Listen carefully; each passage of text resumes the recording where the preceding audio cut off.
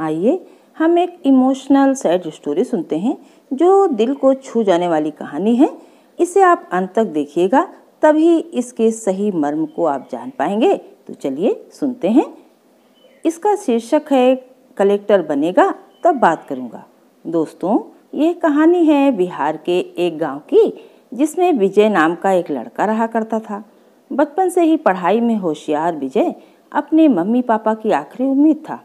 विजय के दादा ने अपने समय में बहुत कर्ज ले लिया था, जिसको चुकाने में विजय के पापा की पूरी जिंदगी मजदूरी करने में निकल गई। पास में थोड़ी सी जमीन थी जिससे उनका गुजारा हो रहा था। पापा की तबीयत मजदूरी करने से खराब रहती थी, पर पापा विजय को इस बात का एहसास नहीं होने देते थे। विजय को पढ़ाई में इतना होशियार देखकर उसके मम्मी पापा ने हर वह काम किया जिससे वह विजय को पढ़ा पाएं। विजय की कॉलेज की पढ़ाई खत्म हो गई थी और वह एक छोटी सी नौकरी करने लगा था, जिससे उसका खर्चा निकल रहा था। विजय अपने वक्त का एक मिनट भी फालतू नहीं गुजारता था। विजय ने पूरा समय पढ़ाई और नौकरी में ही लगा दिया। विजय के पापा को यह पता था कि वह कलेक्टर बनना चाहता है, इसलिए घर की हालत बहुत ज़्यादा खराब होने के बावजूद उन्होंने विजय से कभी भी इस बात का जिक्र ही नहीं किया और न उनको अच्छी नौकरी करने के लिए कहा। लगातार 2 साल तक विजय पास नहीं हो पाया। उसके बाद भी उनके पिता ने अपना घर और ज़मीन गिरवी रखकर विजय को IAS की कोचिंग ज्वाइन करवाई और उसकी नौकरी भी छुड़वा दी और केवल पढ़ाई करने को कहा। विजय के पापा हमेशा उससे कहा करते थे कि घर दोबारा आ जाएगा, पर कलेक्टर दोबारा नहीं बन सकते। आज पूरे साल पढ़ाई करने के बाद विजय का रिजल्ट आ गया, जिसमें वह अच्छे नंबरों से निकल गया था। आज उसके पिता से ज़्यादा खुश कोई नहीं था। ऐसा लग रहा था जैसे विजय का सपना पूरा होने वाला है, पर भगवान को कुछ और ही मंजूर था। विजय का कल इंटरव्यू था और सुबह से उसके पापा की तबीयत खराब थी।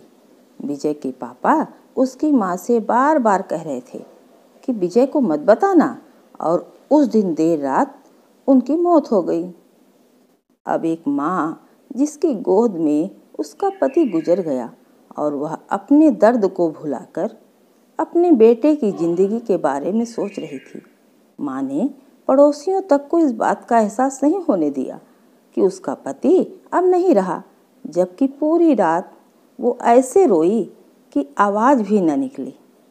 और सुबह विजय जब इंटरव्यू देने जाने लगा, तब माँ और पापा के आशीर्वाद के लिए उसने माँ को कॉल किया। माँ ने पूरी हिम्मत लगा दी अपना सच छुपाने के लिए और विजय को आशीर्वाद दिया। और जब विजय ने पापा से बात करने को कहा, तो माँ बोली, पापा अब तुमसे बात नहीं करेंगे, वह कलेक्टर से बात करेंगे। इतनी बात करके माँ ने फ़ोन रख दिया। विजय का जब इंटरव्यू हो गया, तब उससे बताया गया कि उसके पिता की तबीयत खराब है। उसको एक पल भी नहीं लगा अपने पिता की हालत समझने में। घर पहुंचकर पिता के पैरों में गिरकर वह जोर जोर से रोने लगा और कहने लगा, पापा उठो, देखो मैं कलेक्टर बन गया। आज उसके पिता को वह खुशी मिली थी जिसका उनको वर्षों से इंतजार था, पर आज वह इस दुनिया में नहीं थे। भगवान विजय के पिता की जिंदगी में सुख लिखना ही भूल गए थे।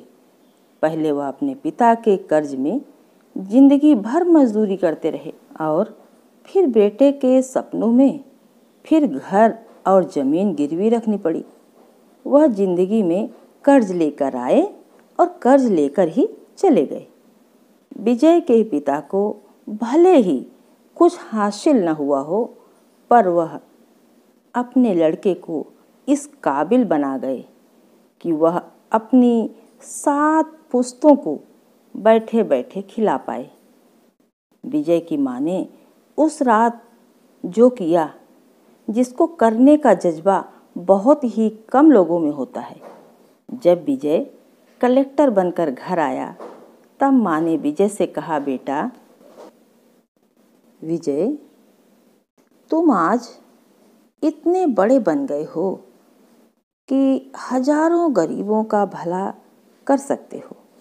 जब भी तुम्हारे सामने कोई गरीब मदद मांगने आए तो अपने पिता और मेरे बारे में ज़रूर सोचना।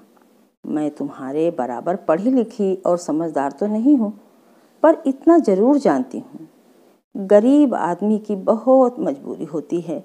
तुम कभी किसी का बुरा मत करना बेटा। इस कहानी में माता पिता का कितना बड़ा त्याग है। दोस्तों, इस कहानी से हमें यह शिक्षा मिलती है कि वक्त कितना भी खराब हो पर हम उसे बदल जरूर सकते हैं। माँ और बाप के एहसानों को हम कभी उतार तो नहीं सकते, पर हम अपने कर्मों से उनकी इच्छा जरूर पूरी कर सकते हैं।